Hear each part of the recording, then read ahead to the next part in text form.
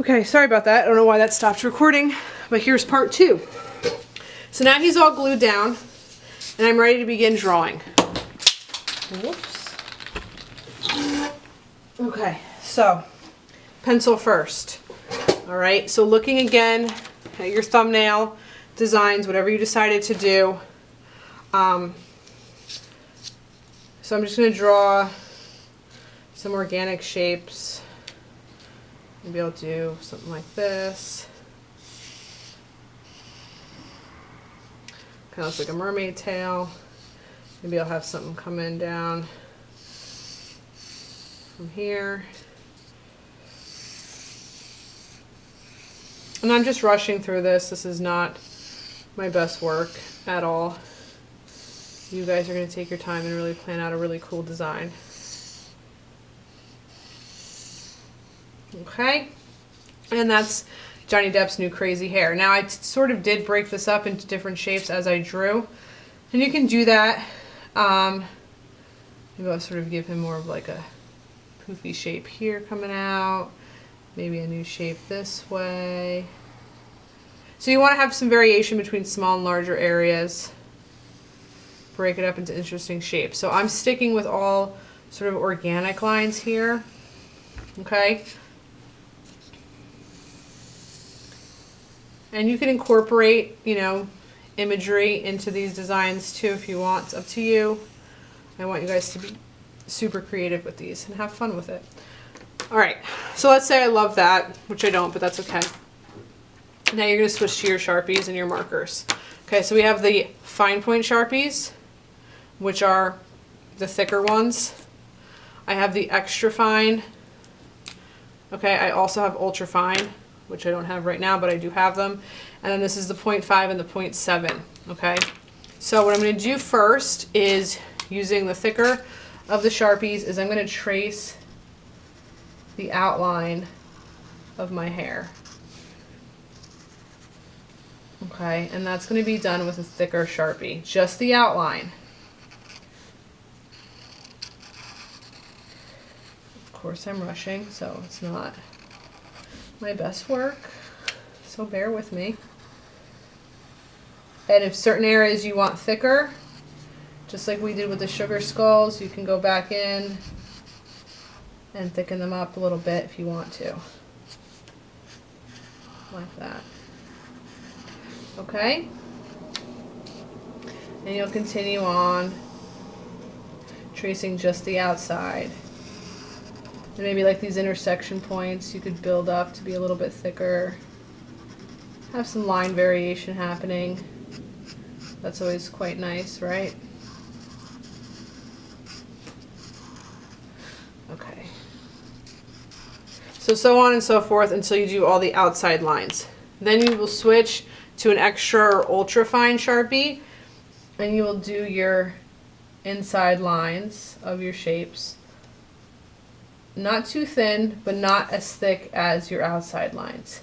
You want there to be obvious variation. Okay.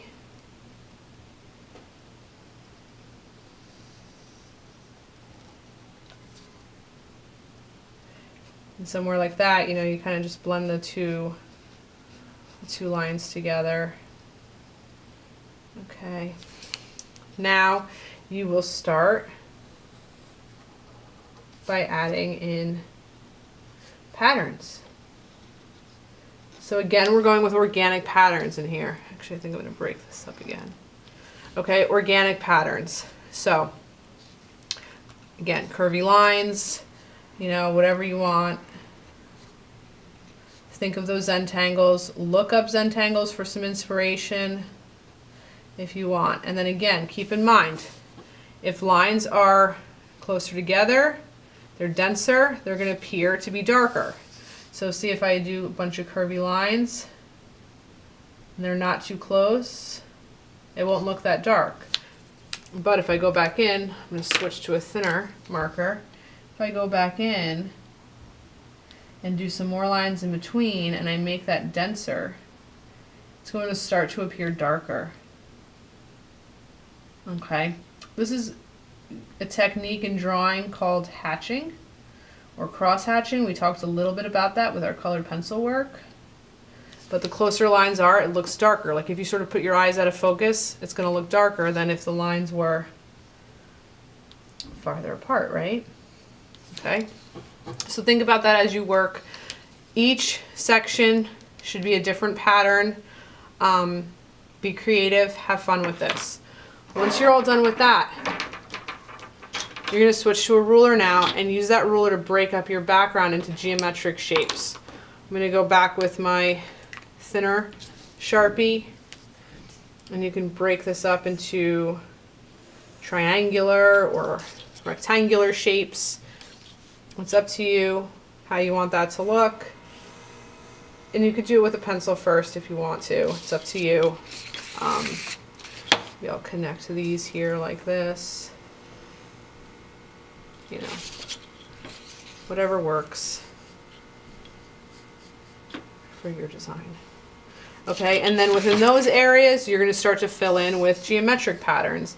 So maybe you could do checkerboards, and maybe you would stick with using the ruler for this to help you. You can also use some of those green templates that have the different shapes. Okay, you know, so on and so forth. But basically the background would be geometric, the inside would be organic. After you're all happy with how your lines look with your markers, you could decide to go in and add color with colored pencils. He's wearing sort of a bluish shirt with a gray vest. Maybe I could do some complementary colors, maybe incorporating some oranges in certain areas, or maybe I would stick with the blue, do more of a monochromatic. You know, so think back to your color harmonies. It's up to you what you want to do. And then when you're all done with it, you'll photograph it and upload it to Arsonia. And that is your project, okay? So spend Tuesday planning in your sketchbooks.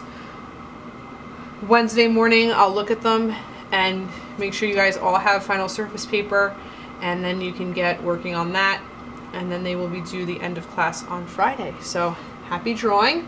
And again, look for visual references, look for help online if you need ideas for your Zentangles. There's a lot of different tutorials on the Zentangles, but we're looking for pattern, and keep in mind how value will appear depending on how densely packed your lines are, how close they are, how thin or thick they are. Inside here, you can also, you know, use the thicker Sharpies for different patterns. Okay, and some areas can be sort of, I don't want to say left blank, but you know, depending on your design, maybe you need areas that don't have too much going on. Like maybe these polka dots will get smaller and sort of fade out as it goes up this shape. Okay, so it's up to you. Have fun with this, be creative. All right, good luck.